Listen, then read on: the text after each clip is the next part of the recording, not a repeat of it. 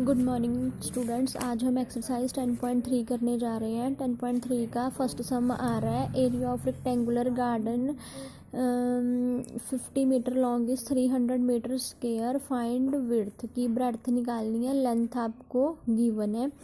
पहले पता कैसे चलेगा कि लेंथ की एरिया कौन सा है, जब कभी भी पीछे डायमेंशन जो है मीटर सेंटीमीटर की रेज टू पावर 2 दी होती है तो वो एरिया होता है।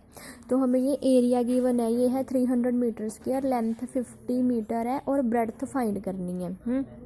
तो आपने पेरीमीटर की तरह ही सॉल्व करना है। Area of rectangular garden length multiply breadth. अब आपको एरिया ऑलरेडी गिवन है, लेंथ आपने फिल कर दी, ब्रेड्थ निकालनी है।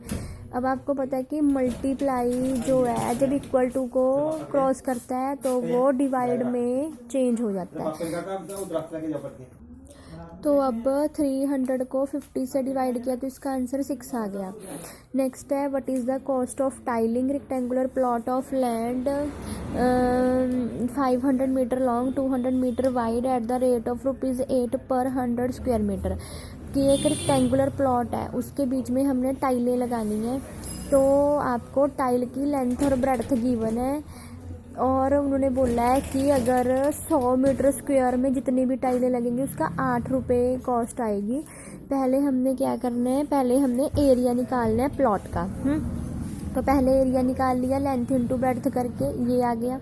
अब कॉस्ट पे चलते हैं। उन्होंने बोला है कि 100 मीटर स्क्वायर के लिए वो 8 रुपये लेगा। कभी भी हम बड़ी टर्म से बड़ी टर्म को फाइंड नहीं करते, हमेशा हमें 1 की वैल्यू पता होनी चाहिए।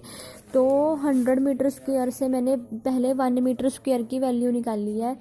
जब कभी भी बड़ी डिजिट से छोटे डिजिट की तरफ चलते हैं तो हमेशा हम डिवाइड करते हैं। तो मैंने 8 को डिवाइडेड बाय 100 कर दिया। जब 1 से बड़ी डिजिट की तरफ जाते हैं, 1 से बड़ी डिजिट की तरफ, तो मल्टीप्लाई करते हैं। तो फिर मैंने यहाँ मल्टीप्लाई कर दिया, इसका आंसर आ गया 80। नेक्स्ट क्वेश्चन है floor is 5 metre long and 4 metre wide. A square carpet of side 3 metre is laid on the floor. कि एक फ्लोर है, फर्श है जो 5 मीटर जो है लंबा है और 4 मीटर चौड़ा है। उसके ऊपर हमने 3 मीटर की साइड वाला एक कारपेट बिछाना है। 3x3 का हमने कारपेट बिछाना है। तो बताओ पीछे कितनी जगह रह जाएगी। तो ये हमने जो एम्प्टी स्पेस है ये हमने फाइंड करनी है।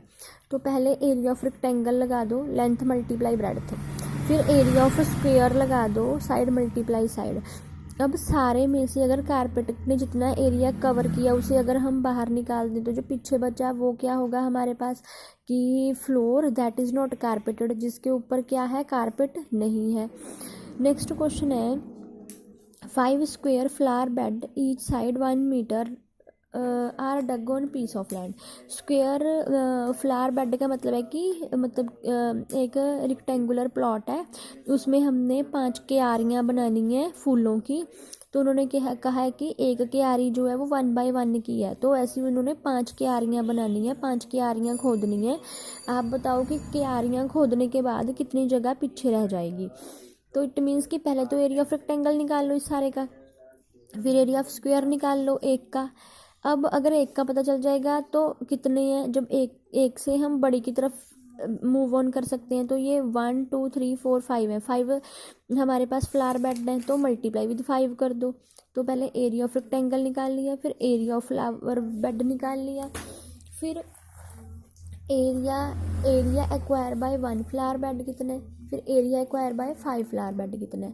अब एरिया लेफ्ट बिहाइंड, तो कितना एरिया बचा, कैसे पता चलेगा कितना एरिया बच गया।